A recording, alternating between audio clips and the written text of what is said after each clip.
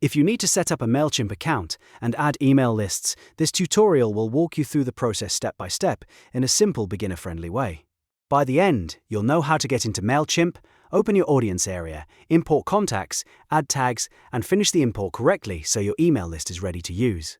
If this video helps, please give it a like and subscribe for more practical software tutorials. Let's jump in. First, open MailChimp in your browser and sign into your account. Once you're inside the dashboard, look for the Audience section. This is where MailChimp keeps your contacts, subscribers, and email lists, so it's the main place you'll use when adding new people to your audience. Next, click on Audience. After that, choose Add Contacts. MailChimp gives you a few ways to bring contacts into your account, and this is where you decide how you want to add your email list. From the Add Contacts menu, click Import Contacts so you can upload or paste your contacts into MailChimp. Now you'll see the import options. At this point, you can choose to paste your contacts directly or upload them from a file. If you already have your list copied somewhere, the paste method is fast and easy. If your contacts are saved in a spreadsheet or file, uploading can be the better option.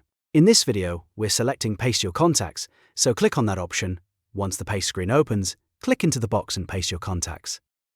Make sure your list is formatted properly before you continue. Usually, you want each contact line to be clean and accurate, so MailChimp can read the information correctly.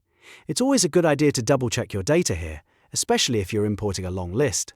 After pasting your contacts, click Continue. MailChimp will move you to the next step, where you can review the information you've added.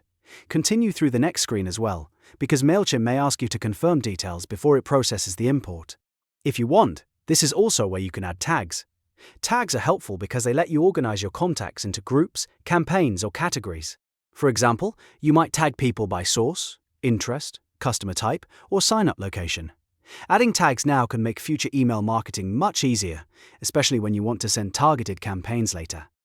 Once your tags are set, keep clicking Continue through the remaining steps. MailChimp may show a few confirmation screens so you can review what's being imported. Pay close attention here and make sure everything looks correct before finalizing the upload. When you're ready, click Confirm.